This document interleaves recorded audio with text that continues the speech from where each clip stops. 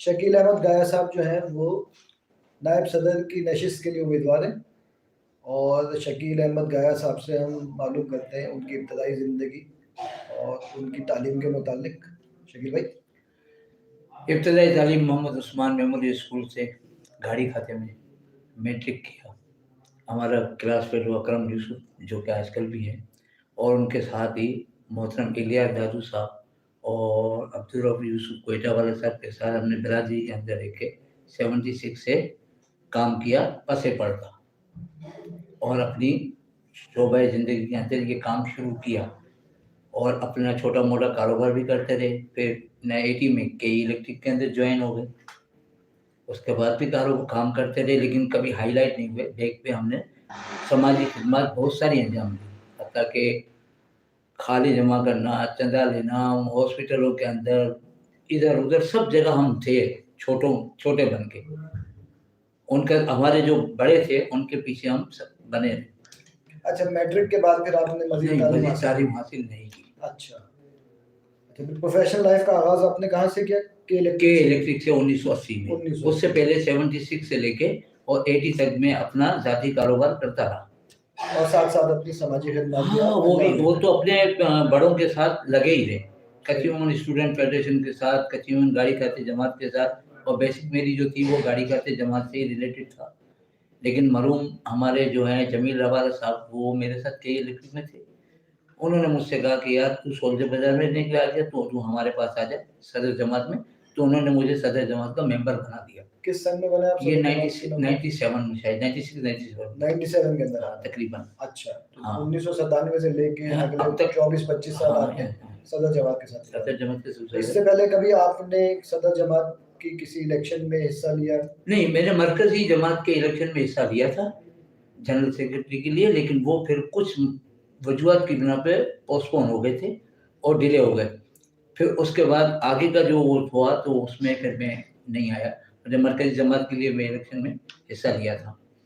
تو انتخابات میں آپ پہلی دفعہ حصہ لے رہے ہیں؟ انتخابات میں پہلی دفعہ تھا، لیکن پس پردہ جو ہے وہ میں جماعت کے سرگرمیوں میں لگا ہی رہا۔ اسٹوڈنٹ فیڈریشن کے ساتھ بھی تھا، کچیوں میں جماعت گاڑی کھاتے کے ساتھ بھی تھا، الحمدللہ۔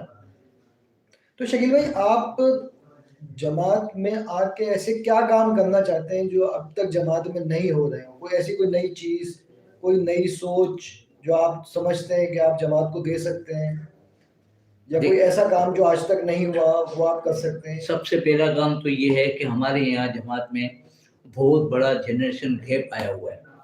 ہمارے بچے جو ہیں وہ جانتے ہی نہیں ہے کہ ہماری جماعت کیا ہے۔ میری نہیں، میرے ساتھ اور بھی جتنے لوگ ہیں، آپ ہیں، آپ جنریشن گیپ ہے۔ ہمارے وقتوں میں جب ہمارے بزرگ تھے انہوں نے جنریشن گیپ نہیں رکھا، ہمیں ساتھ ساتھ رکھا تھا۔ ہم کھل کے کام کرتے تھے، ہمارے لیے وہ نہیں تھا کہ ہم سامنے فرنٹ پہ آئیں، ہمیں سیٹیں چاہیے، ہمیں یہ، ہم نے وہ نہیں کیا۔ اب آج کل کا جو دور ہے نا وہ بہت خطرناک چل رہا ہے۔ سیٹ چاہیے تھی کسی کی یوں کی نہیں کسی، اپنے جنریشن گیپ کو پورا کرنا ہے، اپنے بچوں کو جماعت میں لانا ہے، جماعت کے احوال و احوال سکھانے ہیں۔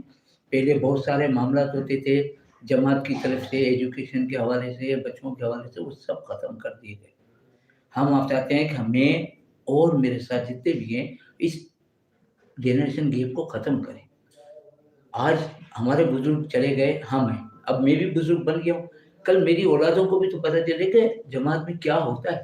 اسے تو یہی نہیں پتہ ہے کہ کچی میں جماعت نہ کرتے کیا ہے، کچی میں لوگ کس قسم کے کام کرتے ہیں، کون سے فلاحی کام ہم کر رہے ہیں۔ کبھی ہم نے اپنے بچوں کو بولا ہے نہیں یہ ہمارا قصور ہے، میرا قصور ہے۔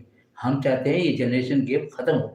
میں انشاءاللہ آیا تو صرف اور صرف ایک ہی کام کرنا ہے مجھے کہ اپنے جتنے بھی نوجوان نسل کے بچے جو کوالیفائڈ ہیں ان کو آگے لاؤں، ان کو بتاؤں کہ ہماری بھی کچی مومن برادری، کچی مومن جماعت ہے، اس میں اس قسم کے کام ہوتے ہیں، فلاح و بہبود کے کام ہوتے ہیں۔ آپ بھی آ کے اب ہمارا ساتھ دیں اور ہمارے ساتھ مل کے اس کو آگے چلائیں۔ آج ہم ہیں، کل ہم نہیں ہوں گے، لیکن ہمارے بچوں کو کچھ تو ملے۔